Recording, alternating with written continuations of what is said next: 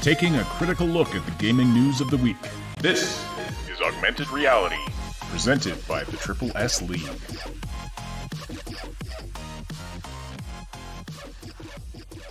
Hello, everybody. Welcome to the Augmented Reality podcast for January 11th, 2020. It's going to take some getting used to saying that.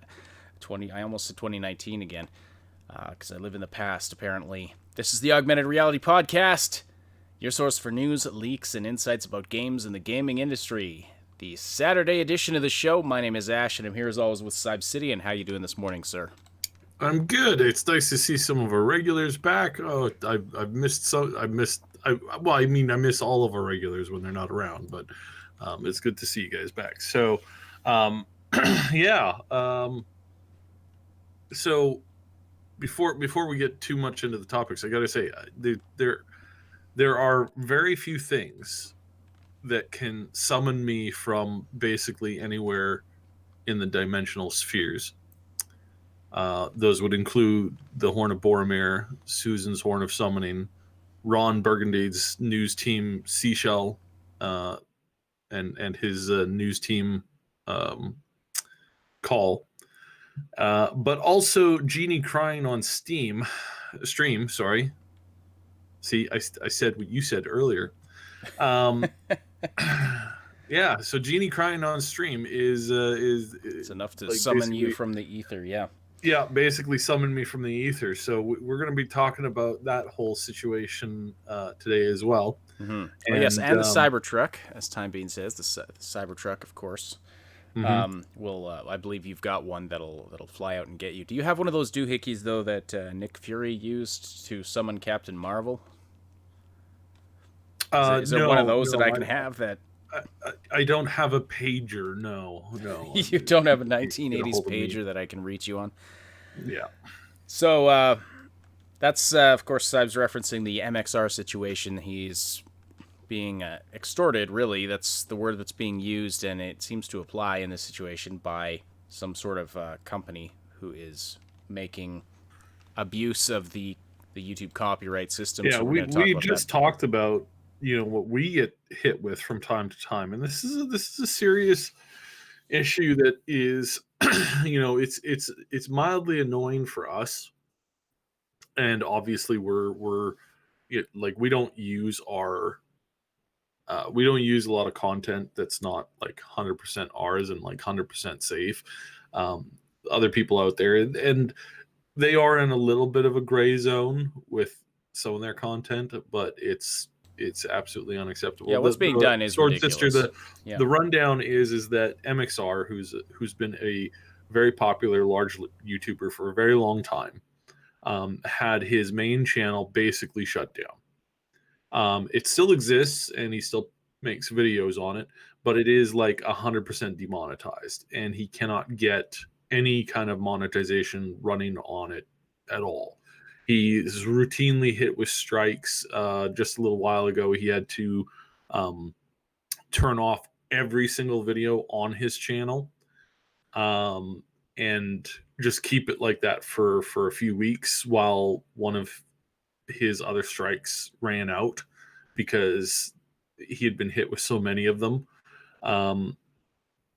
Again, some people dislike the content that he covers. He basically covers mods for Skyrim and Fallout, and he does it in a very humorous way. And he includes some humor in it from time to time. And basically, with his main channel being basically shuttered, he started up another channel with his girlfriend and fiance, where they react to various Reddit clips, which include sometimes very short video clips of like 5-10 seconds long. Well, there's a company out there that claims to own some of these videos, and whenever somebody uses them on videos of a certain size, they will contact that person and say, look, we're going to shut down your channel unless you send us like $2,000. And they'll hold like strikes in like DMC takedowns above their heads and be like, we're going to file these if you don't send us money. And then the bad thing, that the mistake that they made is that they sent the money. So that just meant that they could be, blackmailed again. So, or extorted again, whichever thing you want to call it. And so they started up again. So that's the situation. And it's, Yeah. again, it is in this gray zone, unfortunately, that does exist on YouTube, for a lot of content, especially the DMCA. It's really old. It doesn't really keep up with the times, and really, what's happened is the current system has ended up a fueling a way that these corporations and companies, that most of them are, they either exist in China or in India, and they're vaporware companies, meaning that if you go to, there's nobody who's on paper as to owning them properly.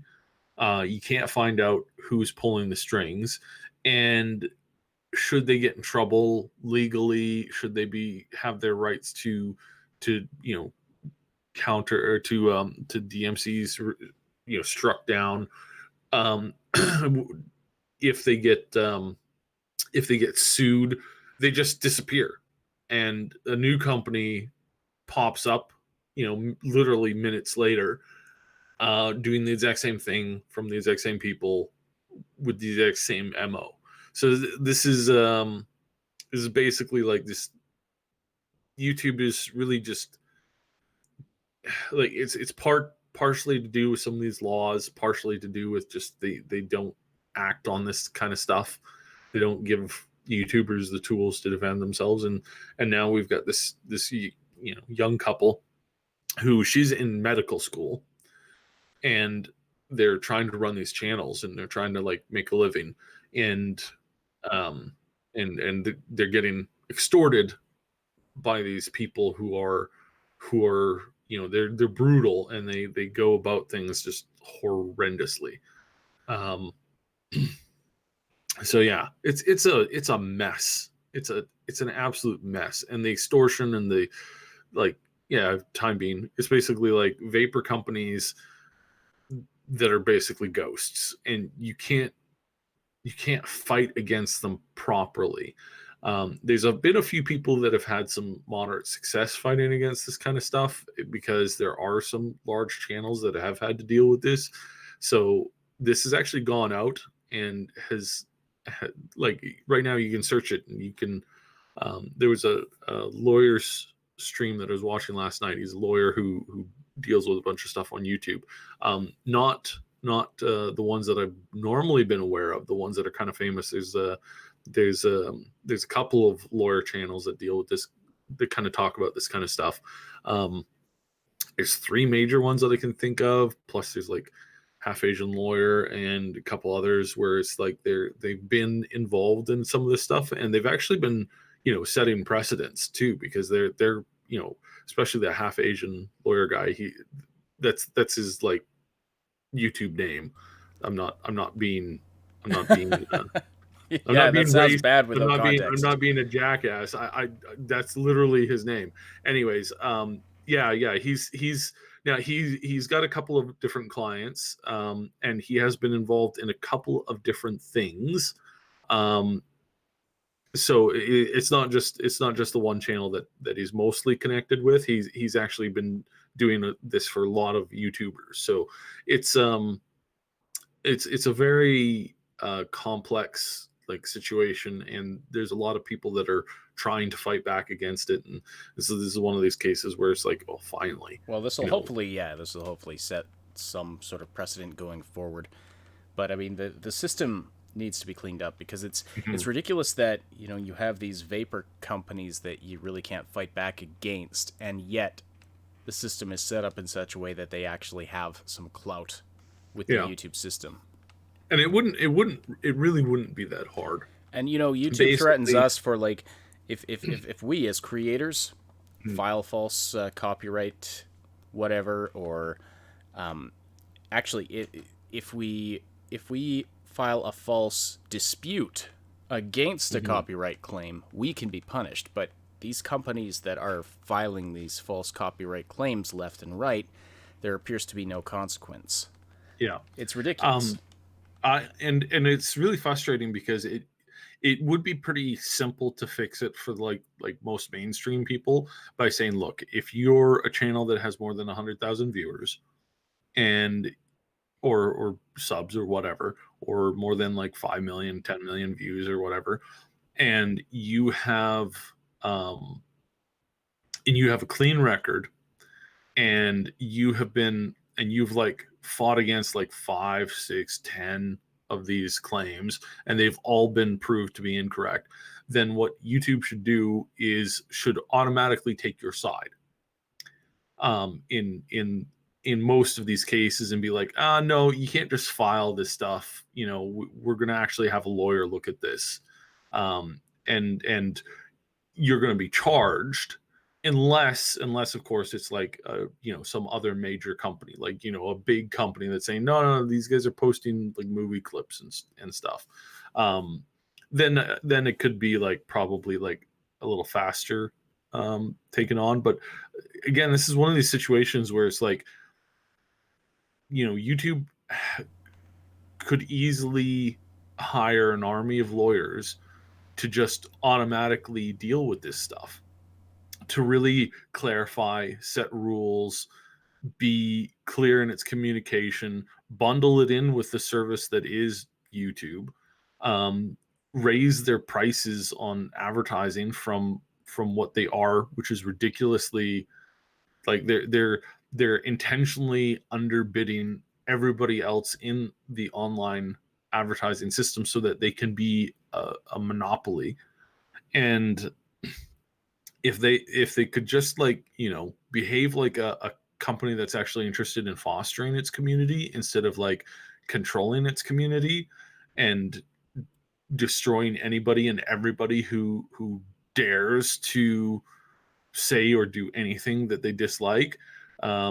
Yeah, it would be nice if they did something like that, but they don't, because for some reason it's more important for them to destroy other people's lives right now, through either through direct interference or through side interference.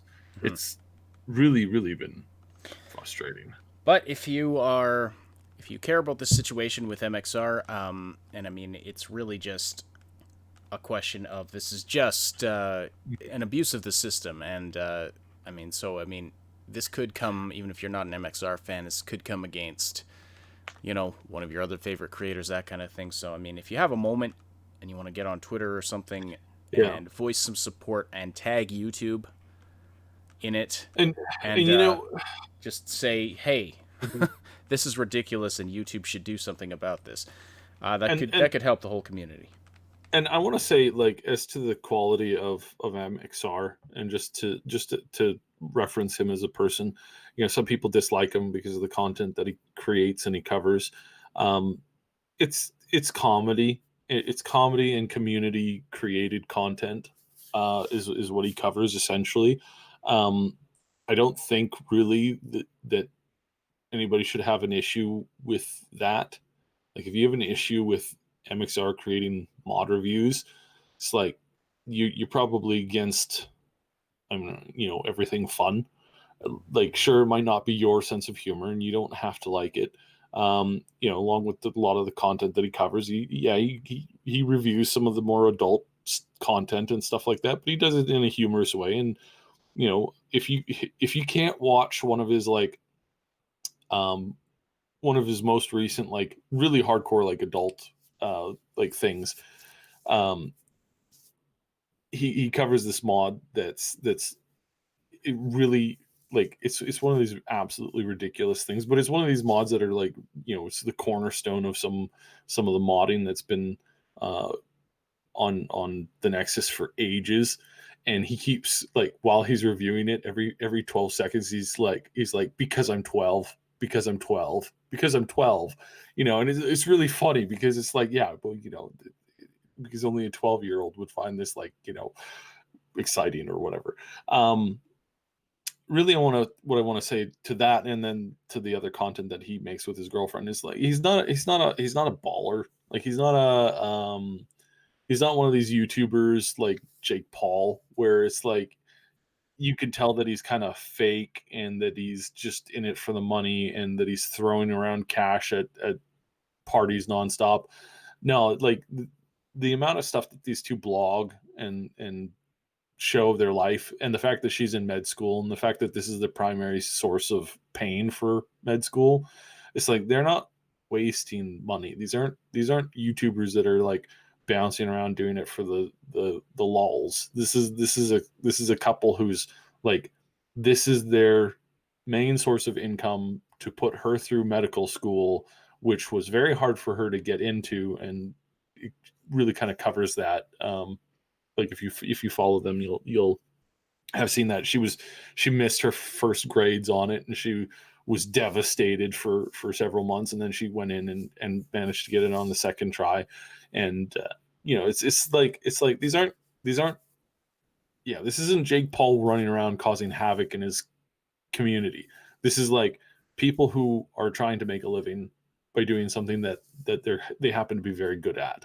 And they're very funny to watch. And yet, for some odd reason, it's just like, wow, people really just, some people out there, these vaporware companies, they'll do anything for money, and they'll destroy. It doesn't matter how many lives they destroy, and that there's no reason for it, and there's no right for it whatsoever.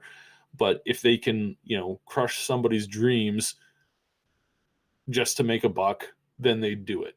And that's what we're dealing with. And it's disgusting. And so if, again, the money portion that they've got, they have a big support team there. So, that's probably not needed. What's needed the most is people talking about this and causing this to become an issue.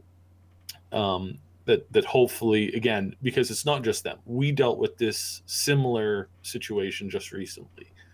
And it's a matter of the public putting pressure on YouTube, putting pressure on where they can, when they can, being vocal about it on Twitter, being vocal about it, when it comes to social media, in all its forms, calling for this kind of stuff to come to an end. And really what needs to happen, I guess, overall, is that YouTube needs to take a very firm stance, and the government, the international government of rules needs to like get involved as far as like, international claims and that kind of stuff, which is, you might say, well, that's impossible. It's not impossible. They redid NAFTA, and they're redoing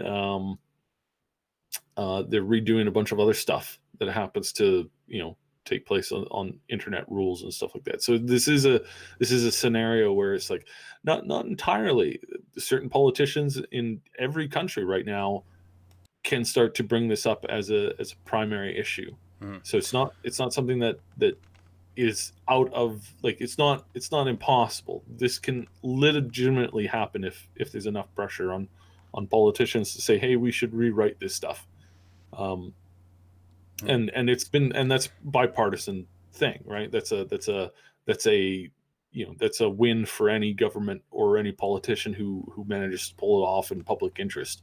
It's like that would make them popular, and so, like I said, it's literally anybody. So all pressure can be applied on this from any direction. So I know it's kind of a crappy topic. Yeah, we should move on though. We have a bunch of other gaming news stuff to talk about today, so we're gonna get on to that. We had a question in our Discord server that was rather interesting about the default V model and how it's being used in marketing, and what is the purpose of marketing doing merch for like the default protagonist for a video game when there's a character creator in the game that lets you look like pretty much anything. Also, my question is, where's the female V merch? But we'll talk about that. We're also going to talk about Starfield, and we're going to talk about when Elden Ring is going to be releasing. I'm very interested in this game, and a couple other things. But yeah, please do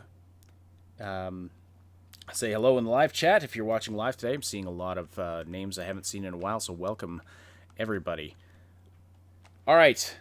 So let's just jump into this Cyberpunk merch topic. Now, this doesn't just apply to Cyberpunk. Apparently, this was something that went on with Mass Effect as well. Possibly other games. I can't think of any right off the top of my head, but let me just find the original question here. It's from Terror K, who is, I believe, in the chat right now. So,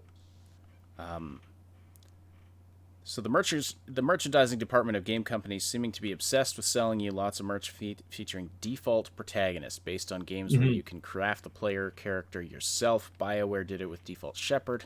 Now CDPR seems to think I want statues, figurines, etc. of Default V. I never saw the appeal in this when I'm going to craft my own player character, and as far as I'm concerned, these default characters are meaningless nobodies. So, interesting question. Also, another related question to this. This kind of sparked off a discussion, but another related question is why does Male V's design seem to change every time we turn around? This is something that's bothered me with this, because I had like casually like looked over the McFarlane character a couple of weeks ago when it was announced. And I was like, oh, male V, whatever. Totally blew it off. Totally didn't focus on it.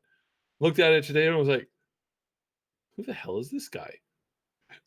You're like, yeah. If you look at the figurine that's in our that's the McFarlane default V, and I'm like, yeah, it doesn't look anything like the V from what the hell? yeah. It's like oh, what is that scene from?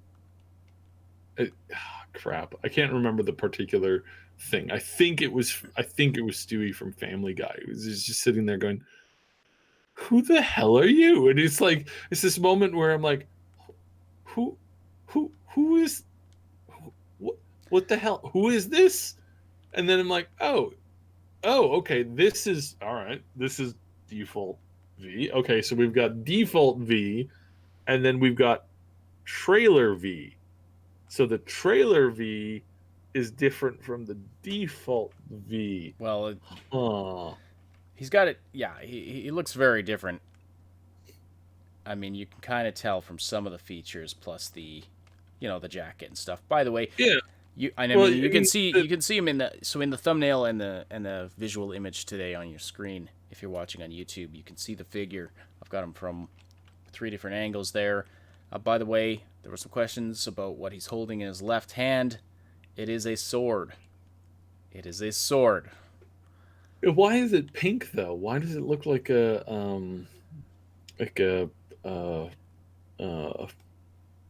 Yeah. I know it looks like something. It looks like something very, very different that you might find in somebody's nightstand and then back away. Yeah, okay. We're thinking the same thing, because that's what somebody was. That's what somebody was. Time Bean was commenting on this in the chat, because as always, her mind is in the gutter. But it's sword. You can see it in the profile shot, like the side profile shot.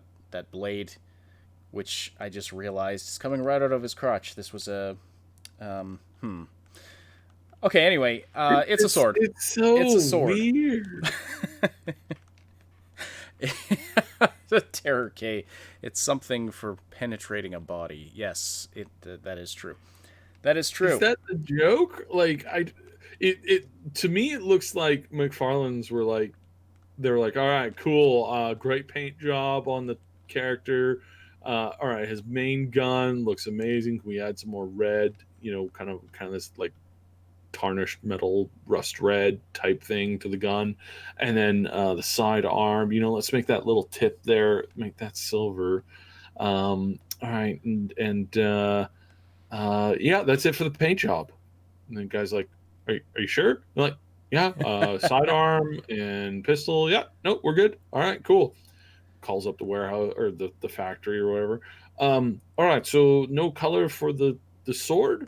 No, I guess default, pink is the way to go. Gotcha. Yeah. Now, SKPL is pointing out that this is not an official CDPR figurine. You're right. However, this isn't officially licensed Yeah, this is the one. Cyberpunk figure. This is the one licensed to McFarlane Toys. They've also. Yeah, which means that somebody from CDPR gave their stamp of approval. If you actually go to McFarlane Toys and you look at you can actually pull up the image of the character, and down on the left hand side of all of the screenshots, they've got the CD Project Red's stamp of a trademark stamp on it. So yes, this is legitimately actually licensed material. This is actually V. The default V. I thought, or I was under the impression that the default V would actually be the V that we've seen from the trailers. Now, as to answer the question from Terror, the reason why these companies put out these characters is because they are recognizable. And while you may never ever play a game with this particular V, I mean, hell, for example, in Mass Effect, I never once played Mass Effect as a male, not once. It was always FemShep was my immediate go-to right from the beginning, and I played. I think it was pretty much the same character too, like the look, like the. I spent a lot of time in number one customizing the character, and then I ended up porting that look to all of my continuing characters throughout the trilogy, and this was just the way that I played it. But you show me a picture of Shepherd, male default Shepherd, in a heartbeat, I'll immediately know who that is. Oh yeah, that's Shepherd from the series.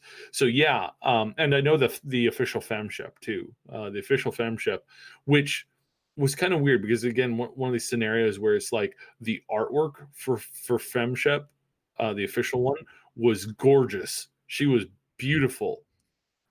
The version that they gave you in game, it just didn't translate. Kind of like, Well, I Mass mean, Effect Andromeda, nothing translated there. They had a beautiful actress do the mocap and the facial capture for the official. I can't even remember the name. Talk about how non memorable that game was.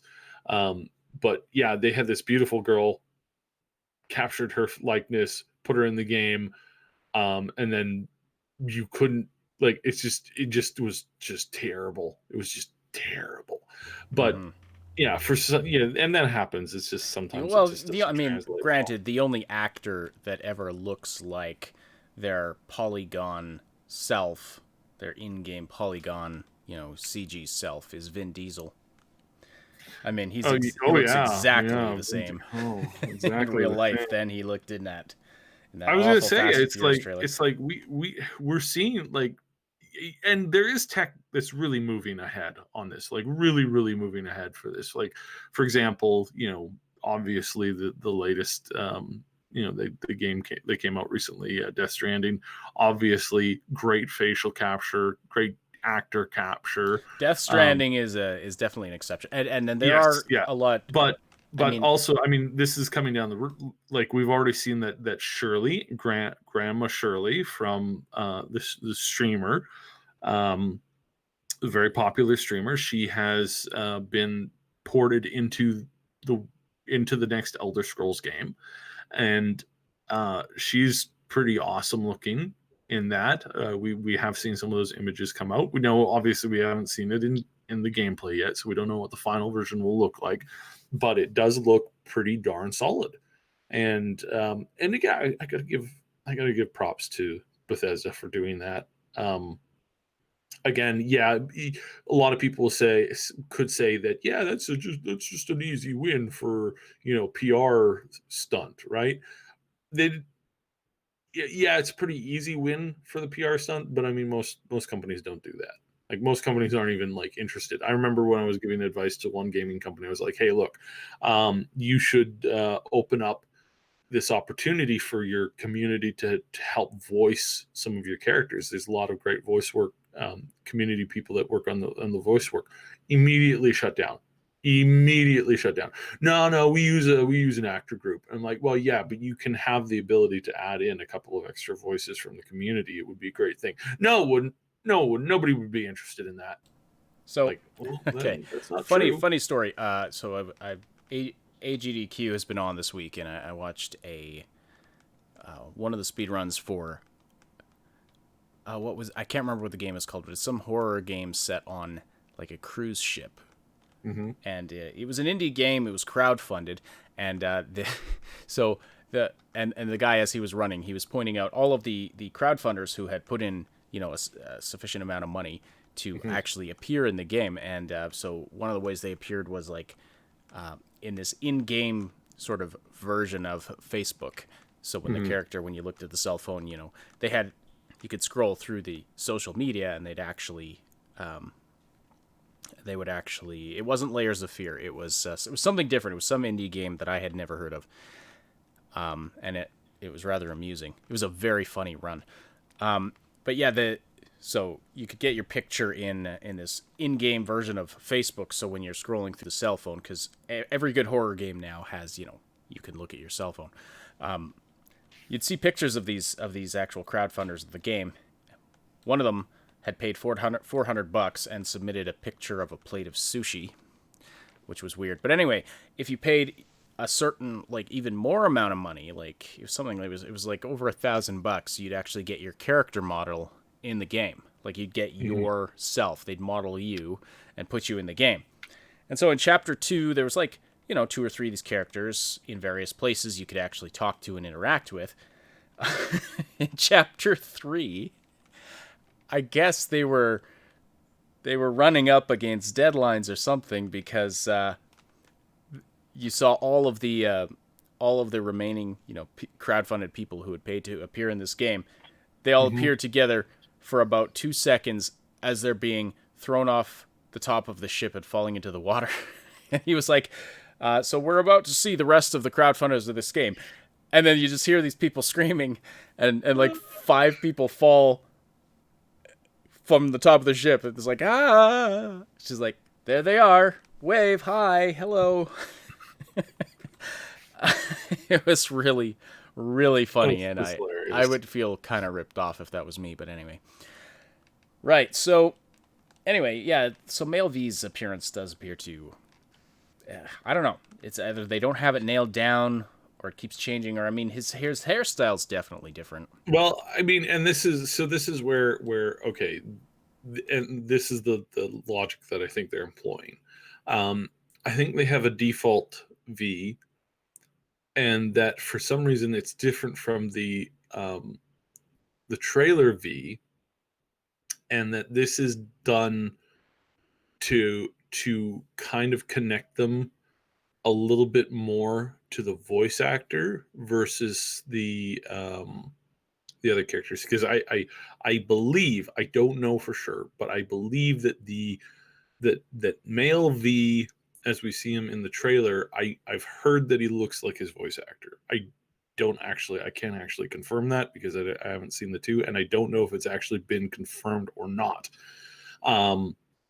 I can say, and I can confirm, that female V looks an awful lot like Sharima. So, like, a Who? lot. What? You mean Jeremy Lee? Jeremy. Did I mispronounce You her name said again? Sharima. I'm like, who God the damn hell it. are you talking about? It's names. I'm just terrible with them. Anyways, having I know what she looks like, and I've been in her presence a number of times. So I got to say that the visual similarity is actually quite close between the two. Obviously, she doesn't sport a mohawk and a half shaved head in IRL, but it's about the same size build. Generally, it's pretty close. Um, And so yeah, there's some general similarity there. So I wonder if they're doing that, and that's why we have ultimately why we'll have maybe even 4 different versions of them. That's definitely possible, but I don't know why default V for McFarlane looks different Yeah. than. And here's than another that. question though. Where's the female default V merch? Well, it could be the default V is like actually default V, and it might Like also explain why default V is male. It's just default V would be male. Like, yeah, you might say that default shepherd is actually male default shepherd, because it's the canon shepherd, right? And so here's my theory. I think that the V that we've seen in the trailers is not the canon version, or is the canon version that that has a different experience than if you were to play through the game, and just complete everything in kind of a mid blase kind of way, and that who we're seeing the story play out visually is the more rougher story, and that maybe there is a way that you can save your companion, what's his name, who gets shot. Maybe you can save Jackie, and the default story has him do that, but the trailer version, for the added effect of the story and of the sad moment and the way that they kind of focus in on that on the trailers, maybe that V has more of the gritty, more of the horrible side of things happen to him. Or perhaps there is, and this is less so, perhaps there's a different default V for the 3 different life backgrounds that you can choose. yeah, that could Because be. Yeah, that would somebody. also make sense. I believe it was Time Being actually suggested that in during the conversation on the Discord server. Yeah, That does make sense. That like you would look a little different depending on your life path. because it's not just different. It's like there's different blood in you, right? And we can kind of see that. So the V that we have, I suspect strongly that the V that we are seeing in the trailers is actually the V from the life story of the gang life one. And that I suspect that this V, the default V that we're seeing from McFarlane, I believe this one is probably the Nomad, or perhaps the corporate style. He can fit. I think this one can really fit either or. Like really can Well, the pink sword fit either definitely or. leans toward corpo. Yeah, yeah. The pink Absolutely, sword. that seems like Yeah, the kind of thing some weird corpo would be into yeah. after an all-night drug bender or something. I don't know. I don't know Mhm. what corpos do. So Well, anyway, clearly they do something with that pink sword. So I'm well, just saying. yes, exactly. So I mean, I have 2 theories about this sword. Mhm. One is that it's made of this special,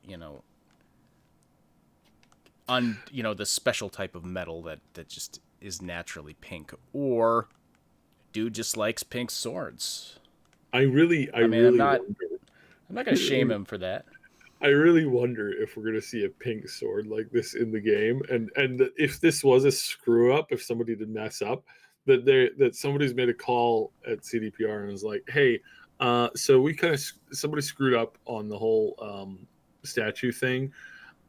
Can somebody run down and make sure that we actually add a pink sword like this to the game as an Easter egg? It's like really hard to find, and when you Some do make equip it, Yeah, people will yeah. ridicule you in combat all the time. Like you might be killing the animals left, right, and center, but they'll be like, dude, is that a pink sword? What the hell is wrong with you, man? It's like that would be really, really, really funny. Honestly, it would be hilarious. Um, yeah. So I think that could work. God, that's so funny. Now, jokes aside, my legitimate thought is I wonder if there's some legal thing somewhere in the world that, like, you know how when you have a toy gun, they have to have like that orange plastic cap thing on them. My answer to that would be, why would they have that rule applied to the sword but not the guns? Well, the gun that he's holding, I mean, I can't see the tip of it, but it's clearly not, like, you can't actually shoot with it, whereas you could make a little sword that big that's actually sharp. So I don't know. I'm just complete speculation. I but do it's I do see really... where your speculation is going, and there is a couple of like really bizarre rules when it comes to miniature weapons. There is some things that come into play on that too. Um, I'm not positive. I'm not super positive. We're going to end up speculating on this probably a lot more tomorrow on the podcast, the community cast. So, Oh yeah, yeah, cannot wait to get Mad Queen's take on this. yeah. Yeah, yeah. That'll be hilarious. That'll be hilarious. All right, you are listening to the Augmented Reality podcast. And the other podcast that Cy was referencing that takes place tomorrow is the Cyberpunk 2077 Community Podcast, a collaborative podcast between us, the Mad Queen Show, Last Known Meal, and the Neon Arcade. And that takes place every Sunday at it's 11 a.m. Pacific time, 2 p.m. Eastern time. Not sure what time it goes live in Europe, but... Anyway, definitely tune into that. It rotates between those 4 channels. Do you know off the top of your head whose channel it's on tomorrow? I believe it's on Last Known Meals channel. And Tara K, you are hilarious. So you're saying that pink weapon is a choking hazard? Winky face. Why, yes, I suspect strongly that it is a choking hazard. Oh god, this is gonna be too funny. Yes, indeed. Wish I could make it for that one. Unfortunately, cannot. All right. And then N7 Myth says maybe it's a neon lightsaber. Maybe. Speaking of lightsabers, just wanted to get that in there as a bit of a segue. So it's been a report out that apparently Lucasfilm wanted Jedi Fallen Order to be very different than what Respawn actually created. There's an interview with somebody at Respawn who, it was Stig Asmussen who directed the game actually, and probably a familiar name if you follow gaming news in the gaming industry.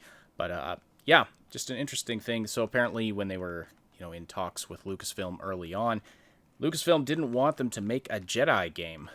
They wanted it to sort of be about more of a shooter with bounty hunters and things like that. And LucasArts, I love you. You've created a lot of good games. You've created a lot of terrible games. You've created more terrible games than you have created good games. So maybe just STFU.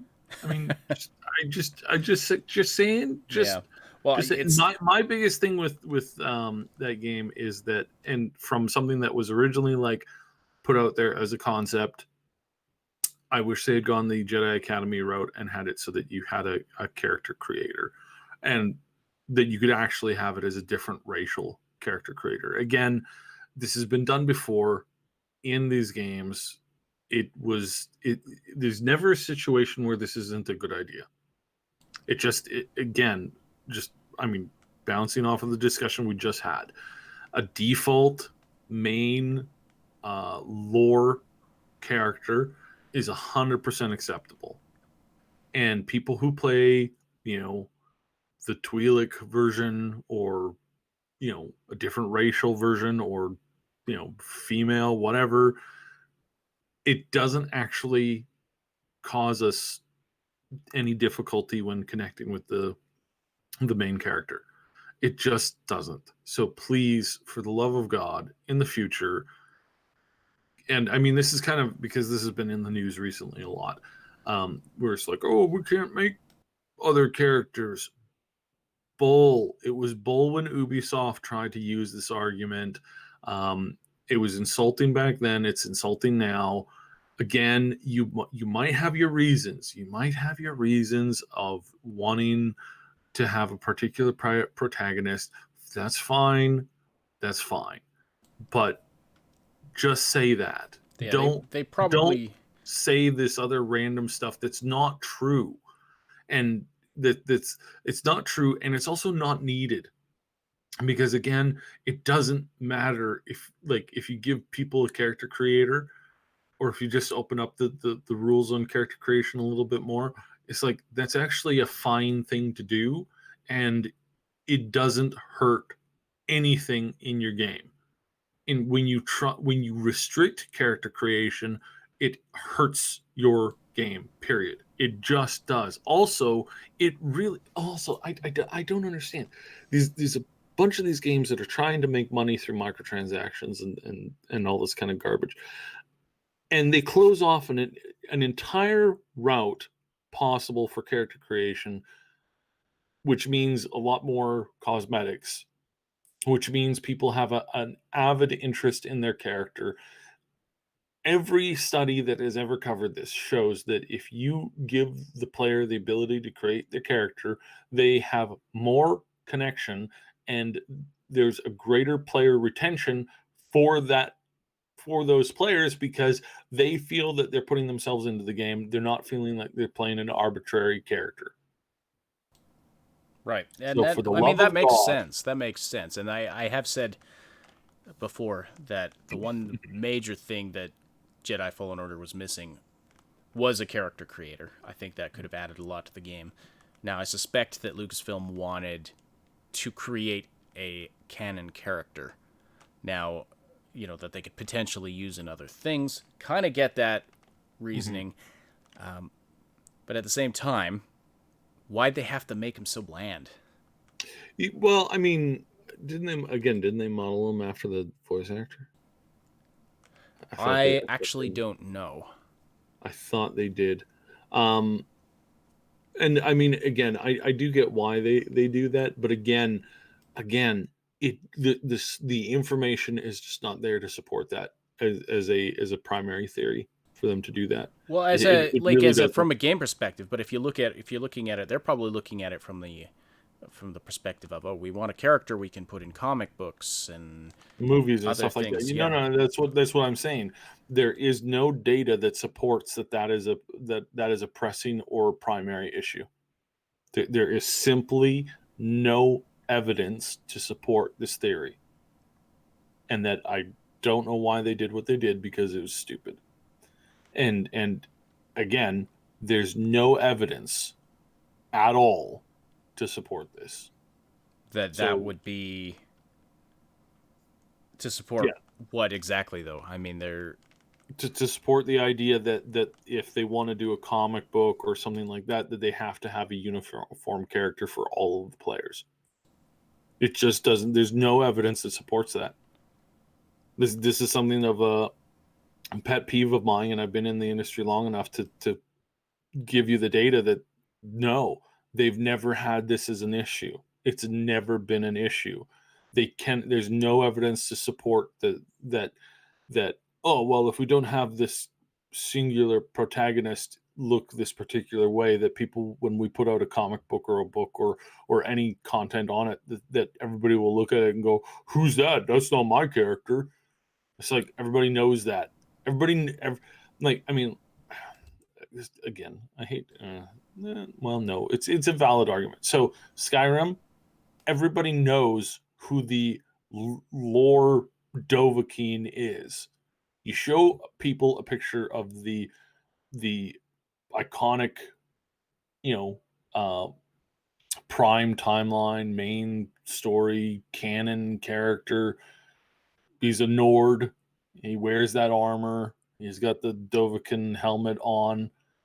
And you look at that, most gamers will know immediately who that is. Immediately. Oh, that's the protagonist from the game. Why? Did you ever play as a Nord? No, never played as a Nord. Played as a Khajiit, a lizard person, and an elf, a wood elf, a couple of times. Like that's going to be the average response. Most people did not play Nord male. In fact, and this is funny, most people they've discovered this. Bethesda's discovered this recently too. For Fallout and Skyrim, the majority of characters are female. They're not male. And it's not by a small margin either. It's about 80%. So 80% of playthroughs are done with a female character on these games. So it's like first of all, that whole concept that it's a male thing. No, it's not. It's really not. So shove it. But yeah, no, just in general, it's like there's no evidence to support that what they did and why they did that was a decision that was based on logic or coherence of like we want to have a comic book or potentially a movie or an animation or something based off this character if it's popular in the future. We want to port his character over to the stupid bloody mobile game that has all the characters that you can buy through random loot box chance. Again, zero evidence that that's actually what's going on. Period. There's just no evidence for it. So, okay, I mean that's fair. Although, like, I think like that's,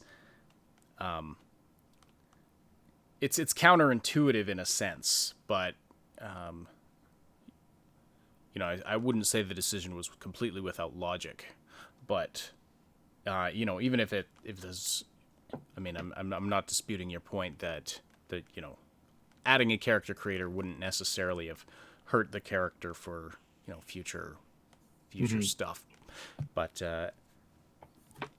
anyway, that is the one thing that I think that game lacked to it. Like a good character creator would have really added to the game. Like I don't know, the main protagonist there was pretty bland, but it was solid game overall. But yeah, I did find time being adds her 2 cents to this, which is 100%.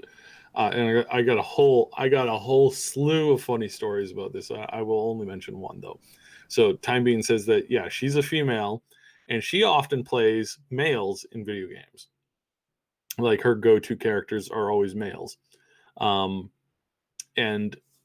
there was this girl that I played with in WoW way back when, like way back when.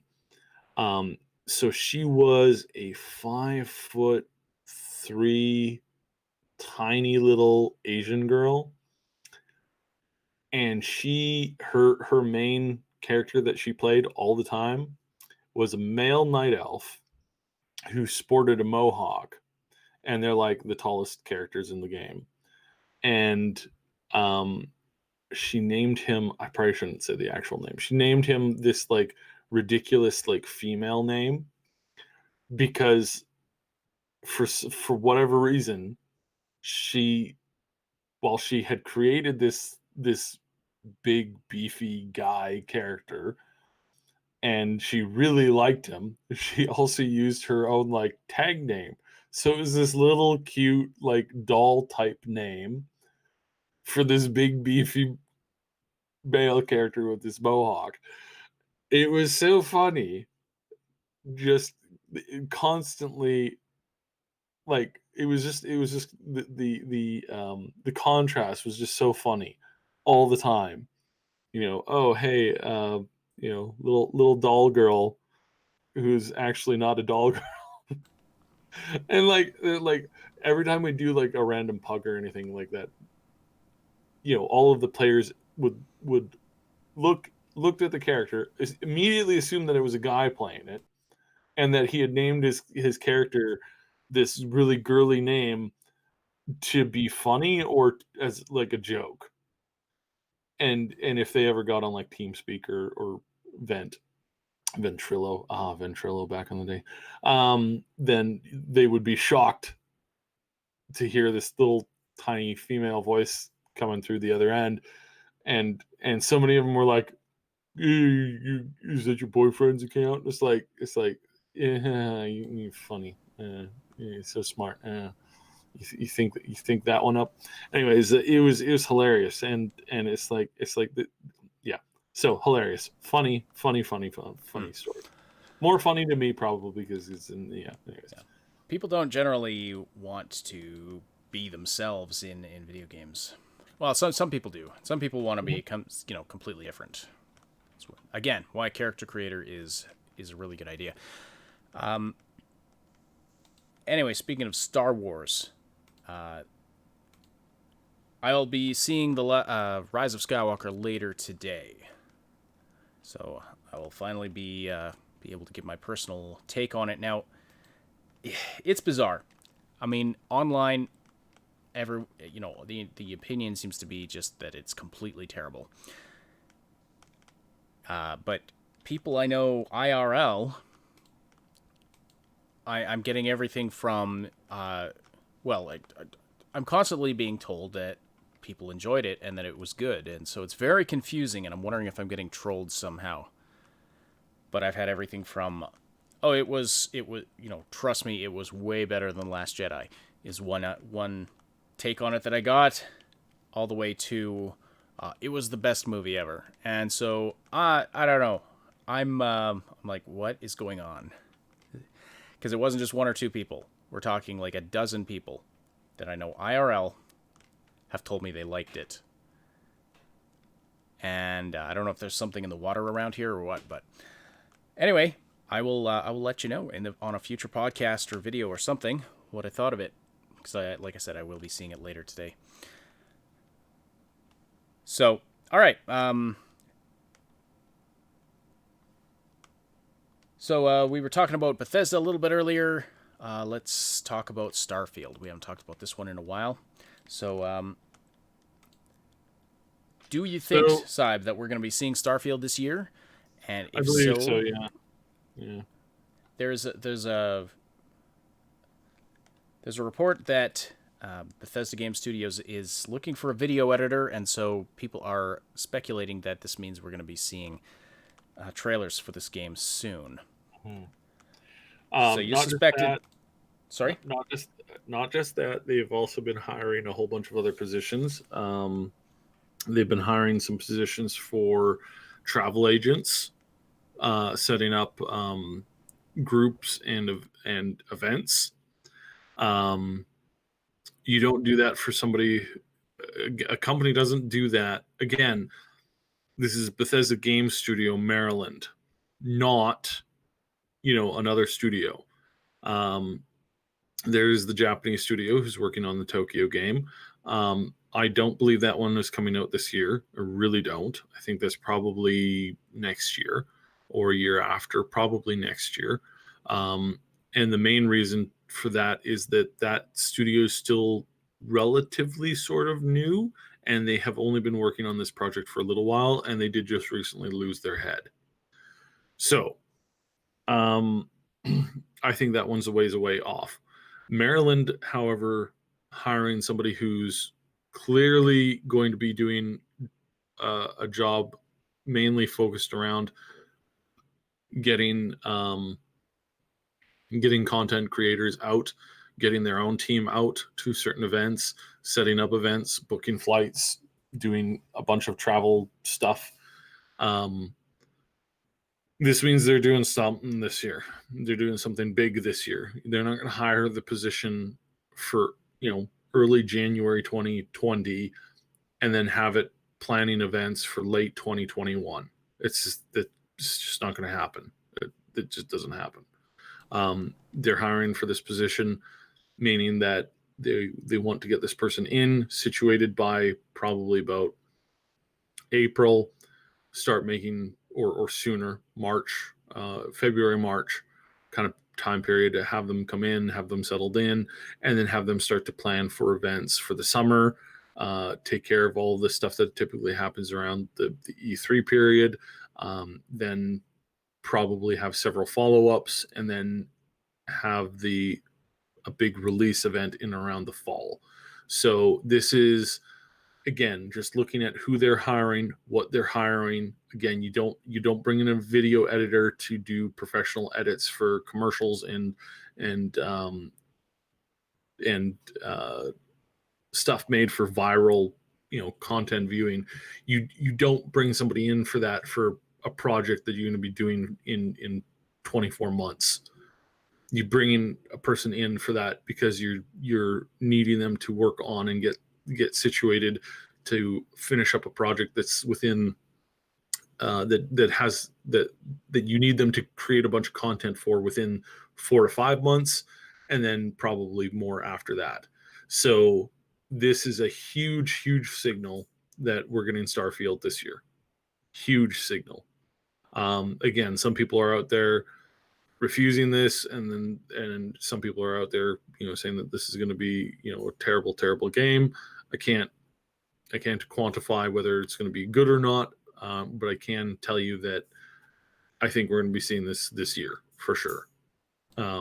It's 100% coming out this year, most likely.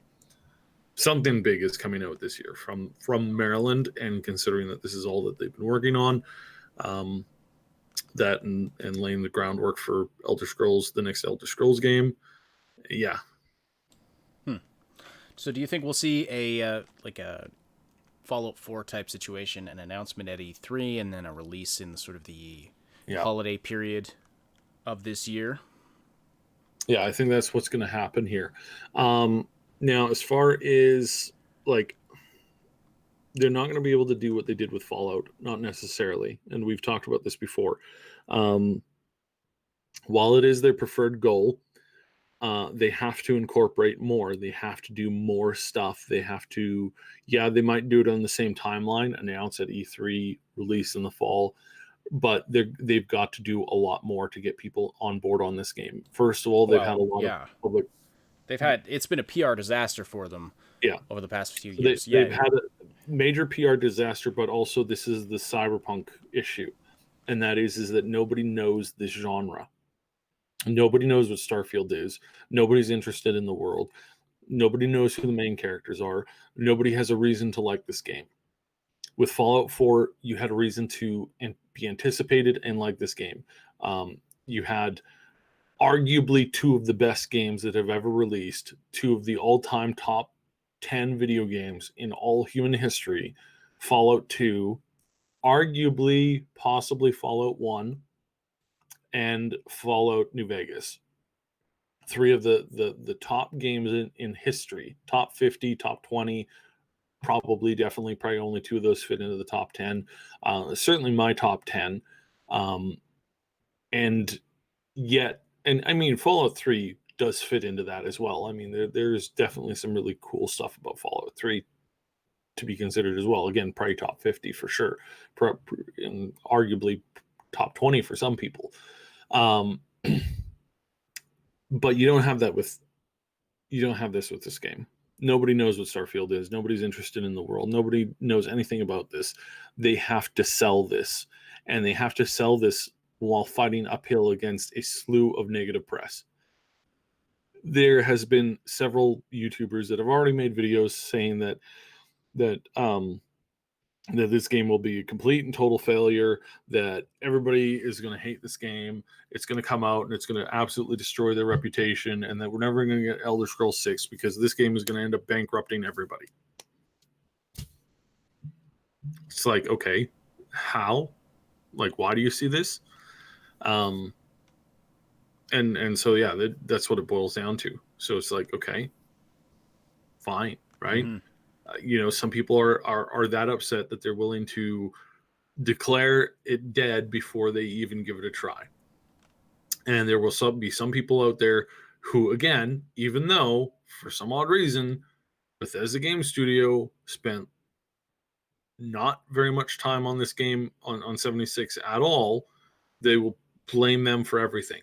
It's like, well, no, they basically did some programming work and then they handed off the project to another studio. And then they did some light assets and light really, really light assistance stuff. And yeah.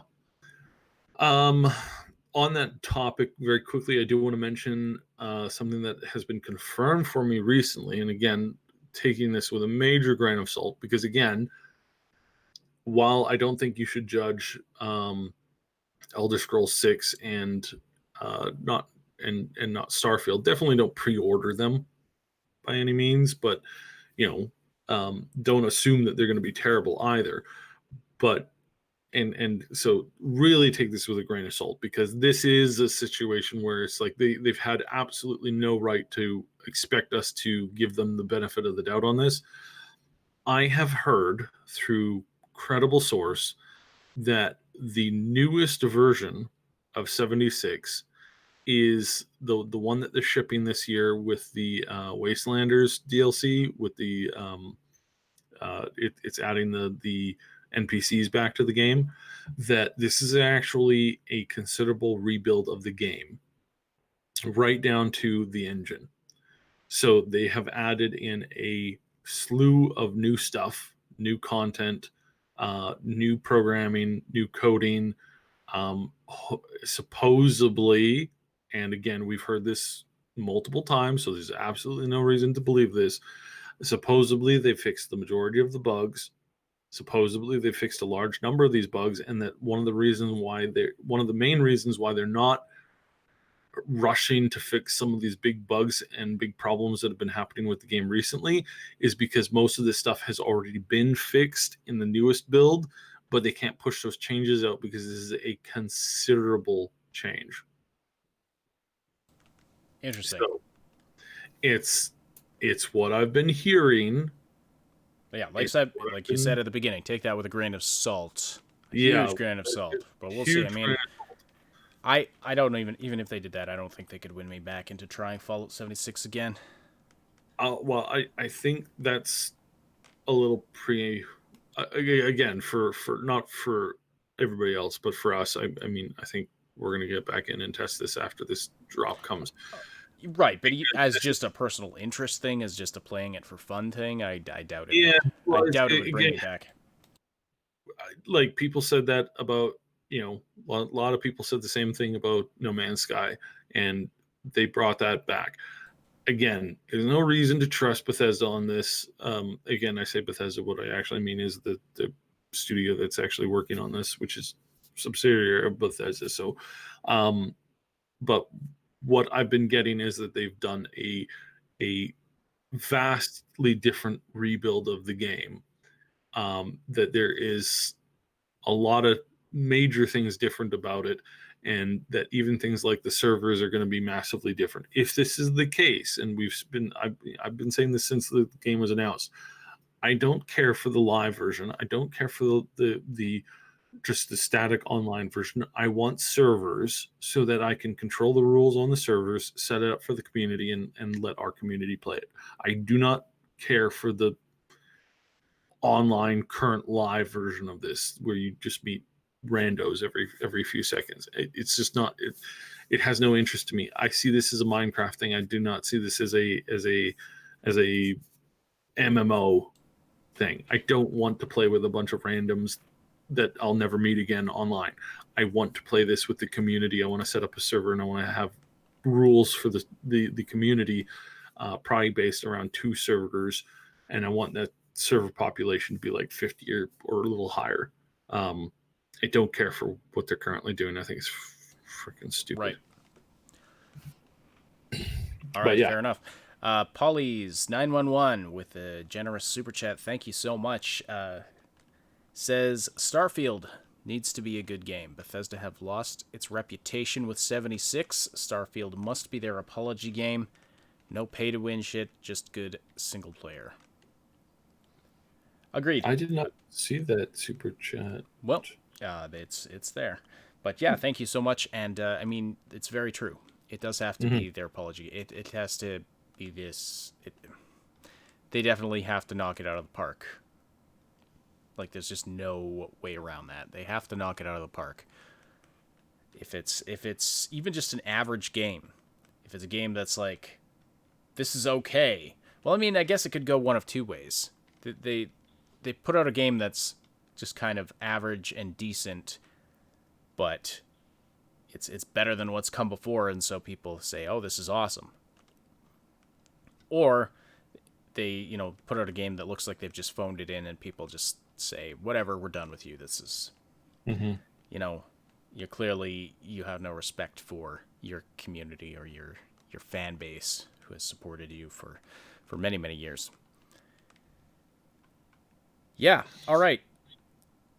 So another game that Time. I have to add this. Time Bean and a couple of Time Bean Terror and a few others are having a discussion about armor types in video games. And the main reason why mages don't wear armor is because it interferes with the flow of some of their spells. When writing my book, I have discovered that this is actually a very much needed thing. That you have to have some level of difference there between armor types especially for casters, because what ends up happening when you give a character who has considerable magical ability heavy armor, they basically very quickly turn into an unstoppable god. If you had a character who can cast considerable magical spells from a distance, be heavily defended, and you're going to see it time being in the latest a couple of chapters from where you are currently. There's some characters who don heavy armor, and because they can get off magic, it's like they're pretty unstoppable because of that fact. So the way that it makes a lot of sense to have them in robes and stuff like that is robes and threads are always more, they always connect you to the earth more. It's why there's a lot of monks who wear like particularly like specialized clothes. Like I'm talking monks in real life monks, many of them wear clothes that are made out of a particular type of material or thread, because it's part of their how they commune with nature, or how they keep their selves balanced within the world. In a magical world, I could definitely see like something like a Scottish kilt fabric, which is actually made out of meat. They actually take what they make kilts out of is they take meat fiber and they like put it through this thing that strains out all the stuff that rots from it, basically, until you're left with just the muscle fiber, the raw muscle fiber, and they use that to actually form the kilt. So what they're actually wearing is basically muscle tissue, and that's what real kilts are made out of. what are we even talking about anymore?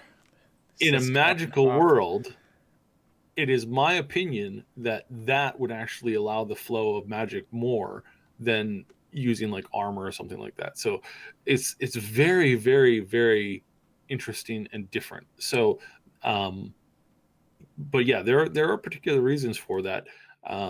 So yeah, it's very interesting. All right, another game that is upcoming that I've been very interested in. I believe we've had a couple of people ask about it. Actually, I know we've had a couple of people ask about it, so I wanted to talk about it briefly. Is Elden Ring from Software, creators of the Dark Souls series and Sekiro and Bloodborne. So this is a game that's anticipated. I mean, we only heard about it for the first time, in 2019. Now, there's been a couple of hints at a release date as early as June of this year. There's a Japanese website that referenced Elden Ring releasing in June. Now, that's translated from Japanese, and it's something about... I wonder if there's a translation error there with it. Maybe was it E3 that it was announced? Maybe they mean it was Yeah, announced in yeah. June. It was announced. So, But all right. So, there's also a there was a leak on the Target website or something like that that mhm. suggested a June 2020 release date. Don't We've had know. those. Don't We've know. had those. So, first of all, with the Target thing, a lot of those dates are purely placeholders. People should never, ever, ever, ever take those things to heart. Even with the famous Walmart leak a couple of years ago, while a lot of that stuff was accurate as far as like the games, the actual like distribution of them was off. In some cases, they were off by almost 2 years. So this needs to be taken with a huge grain of salt when you hear this. Oh, it's coming out on this time. There is so little evidence for this that it's really terrible and it's really really bad for this kind of stuff to happen. Is it possible? Yes, of course it's possible. There is a big event coming up soon called the if I can find out where to put it.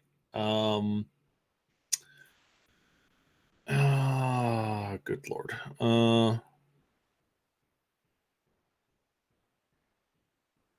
Do you remember the event that I was talking to you about? About I the uh, yes, the name of it is slipping my mind, but yeah, So what? there's an event in I believe it's a Japanese event coming up shortly next month, February something something, um, where supposedly we're going to get a trailer.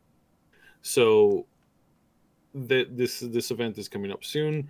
If that if that trailer is a huge dump on the gameplay, the lore, um, starts to run the narrative and all the info, then yes, getting it sometime this year is very possible.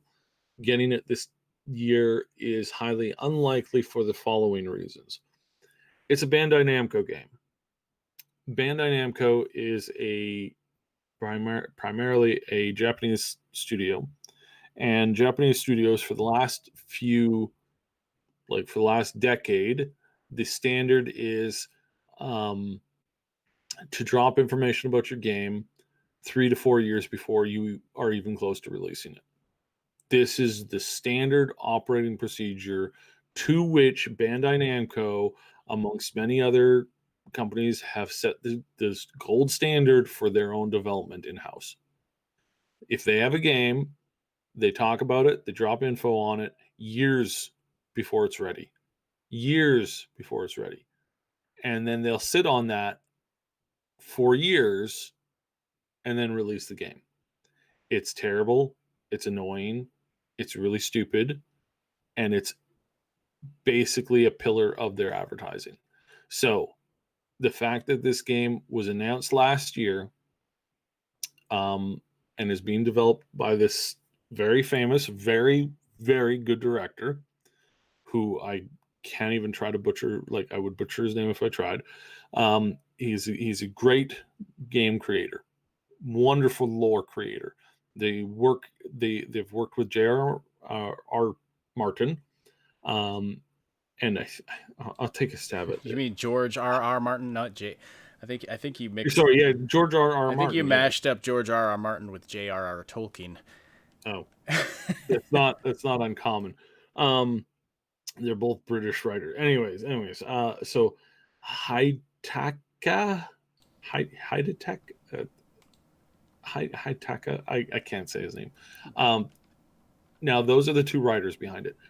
Martin wrote the overarching world's lore. So he kind of wrote the outline of the universe, and then Miyazaki is his last name, I think. He's written all the finer stuff. So expect a beautiful, very intelligent, very well laid out, very meaningful world lore.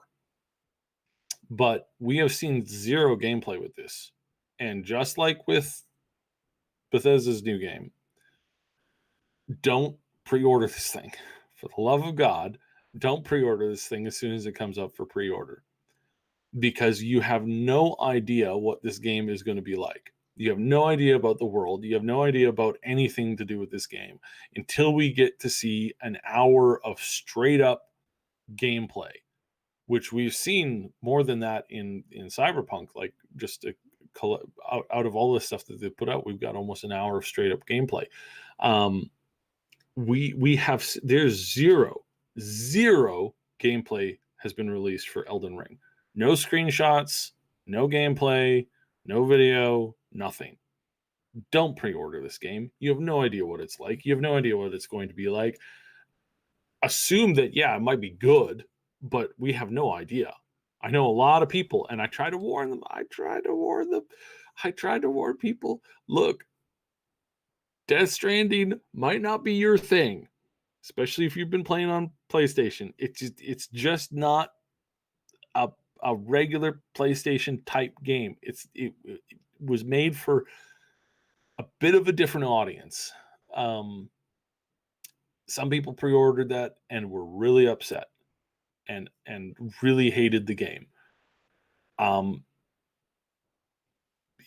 it's just because, again, it wasn't really made for them. It's not their normal genre, which is something I kept on pushing on. This isn't a genre that is atypical to that console. It's not something that they're normally line up to play. It's not. It's more of a PC type title. In that it just plays a bit differently. The speed and the pacing is a little different. Doesn't make it bad or worse, or the players bad or worse or anything like that. It's just different. It's just different. There's a difference between people who play games primarily on the Switch than people who play games primarily on the Xbox. There's a little bit of a difference there, just as there is between PlayStation, PC, and PC and Xbox, all that kind of stuff. There's just different core audiences because of the unique and cool things that the consoles offer versus the other consoles versus the competitors versus PC. It's just different. That's all I was ever saying. This game, we have no idea what it is. We have no idea whether it's good. And just like Starfield, we have no idea if it's going to be worth playing. So I would highly encourage people not to lose their mind on this stuff. We need to see what this is first, and we need to see how it comes out, because right now all we have is, what is it, 2 scenes created in CGI that have absolutely nothing to do with any gameplay. There's unless you're going to be hammering on an anvil for an hour in the game, every time you sit down and play for a couple hours, there is nothing that we saw that has any bearing on the gameplay whatsoever. So don't jump No, absolutely. don't jump off the boat until you know that your life raft has been lowered. Yeah. Now, I mean, chances are it's going to be a very difficult Souls-like. That's what From Software does. And chances are it's going to be a quality game. But again, also the release, I mean, we don't know anything about the release. It's possible that, by the way, it's the Taipei game show. Taipei game show. Thank you. So it's going to be, who knows? I mean, if it is coming out this year, we might get a release date for it next month. But I'm very interested to see an actual trailer for it. Hopefully, some gameplay for it. I'm interested in this one. I especially since I really, really enjoyed Sekiro: Shadows Die Twice. And again, like, the creators of this game have done amazing jobs with their games and are legendary game developers at this point. The exact same thing could be said for Death Stranding. Of course, there's a chance that this is going to be a great game, and Death Stranding was a great game for a particular audience. It was 100% what people were looking for, and definitely set a new bar in the term of several different things. which was his goal all along, but not necessarily an audience from his previous games would connect well with the game that he made this time over. Same thing here.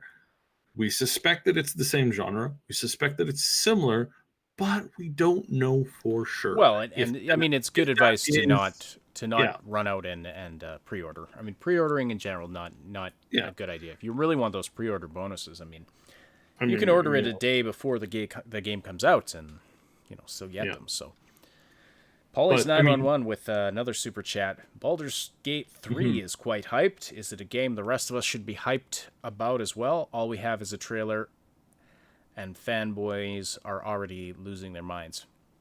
Well, thank you so much for that. There's nothing wrong with a bit of hype.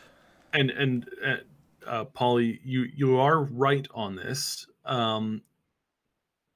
And we because again, it's like well, we know the genres that they've made before. We know what they planned. We know what they're trying to do with Baldur's Gate 3.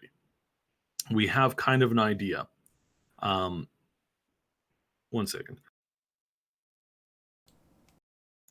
Excuse me. All right. So we know what they're kind of aiming to do with that game, and 100% that it's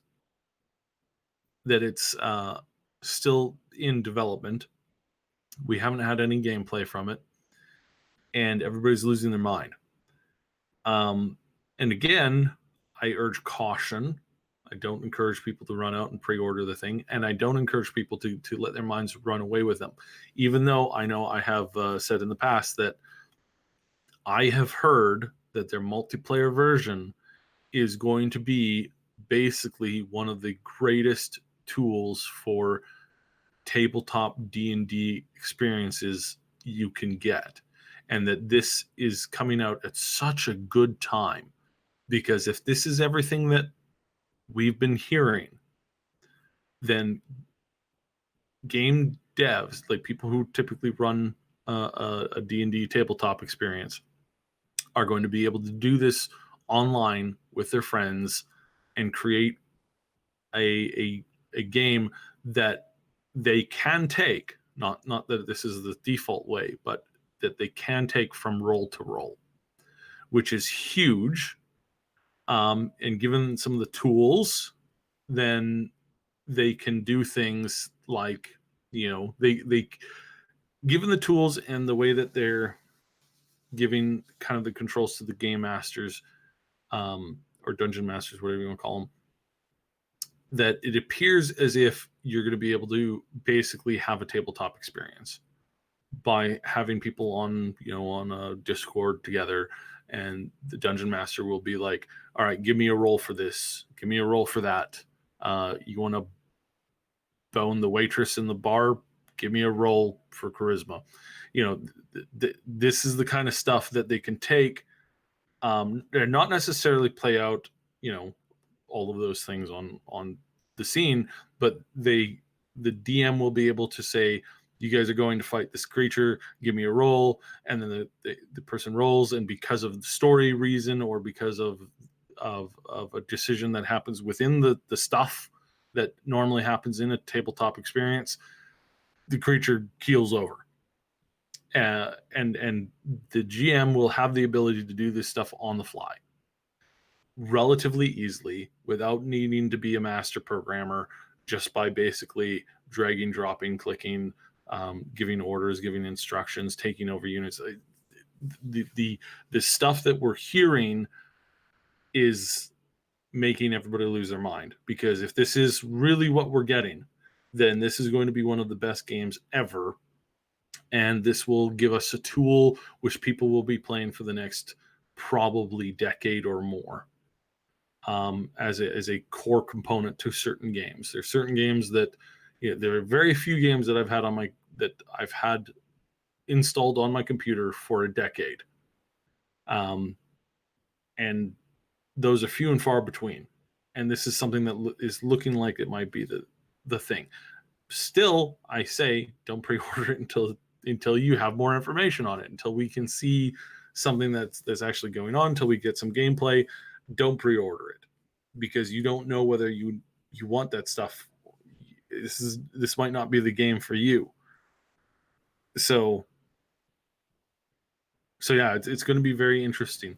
And yes, it's obviously, again, people shouldn't be freaking out necessarily over nothing, but at the same time, you don't necessarily have to be you don't have to be you don't have to be a fanboy to be excited for some of this stuff. Elden Ring is probably going to be a great game in general. We just don't know anything about it right now. And same can be said for Starfield, and same can be said for Baldur's Gate 3. So just prepare yourself, for the differences that will show up in this stuff. So yeah, and obviously I'm trying to encourage people, because again, there were a lot of people who were really upset at Death Stranding. And if they had known exactly what it was beforehand, they might have passed on it and not been upset at the game and at the creator and at the devs. And that's what I'm trying to encourage, is like, don't be upset at the devs because it didn't become the thing that you thought it was going to be, when you didn't necessarily, like, there was no reason to think that and to assume that.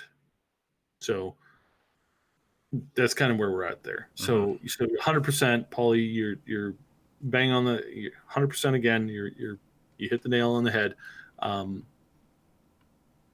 And in these cases, it's like, I think all three of these games are going to be good, but they're not going to be what I think some people are assuming that they're going to be. And that just because you liked other stuff in the past doesn't mean you're going to like any one of these particular types of games again. But I suspect that out of these three titles, that I believe there's a good chance that we're going to see two of them this year, or between this year and next year. So 2020, 2021, I think we're going to see all three of these games drop, probably. Elden Ring, again, I'm not sold that this is coming out 2020. Right now, I'm like, I would not put money on this, because just the track record with Bandai, they announce games way too early.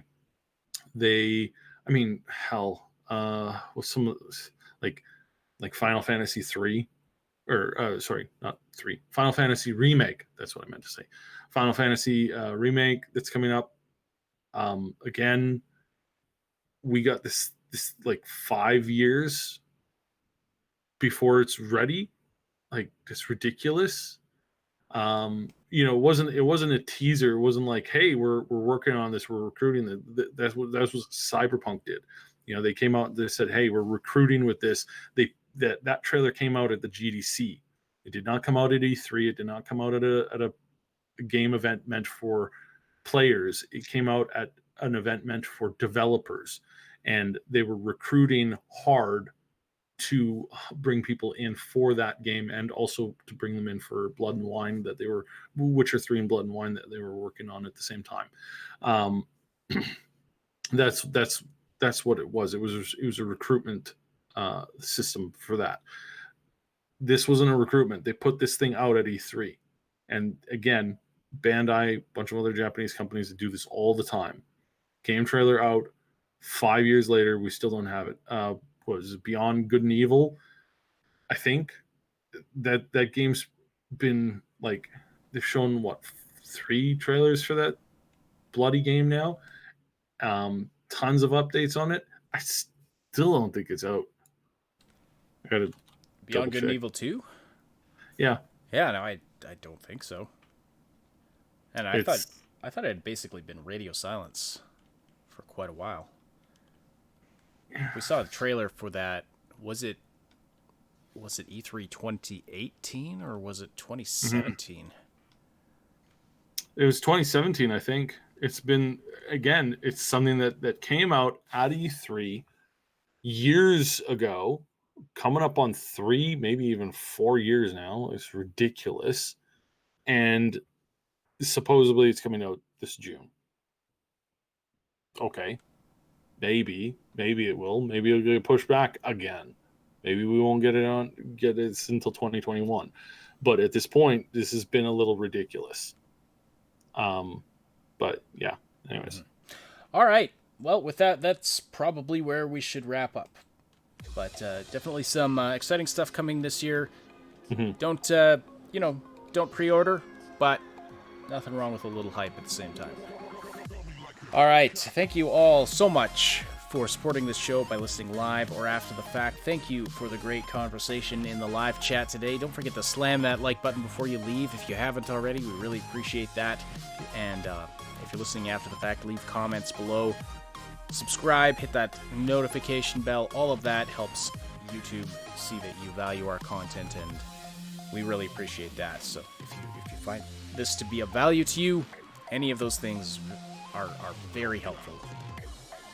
I want to also extend a special thank you to all of our supporters on Patreon, and also our channel members: Jason Cropper, Mr. Padzernick, Jer Schultz, Game Notes, Night City Punk, and Terror K. Saw several of you in the chat this morning, and thank you so much for your support. If you are listening after the fact on SoundCloud, iTunes, Spotify, or any of the platforms this podcast goes out to, we appreciate your interactions there as well. And don't forget you can join the live show on YouTube Wednesdays and Saturdays, where you can interact with us and other listeners and be a part of the discussion. See the Discord server for exact times and schedules. The Augmented Reality Podcast is a presentation of the Triple S League. Check out our YouTube channel for game guides, reviews, comedy, news updates, and tons more quality gaming content. My name is Ash. On behalf of Cyb, thank you all so much for listening. We'll talk to you again very soon.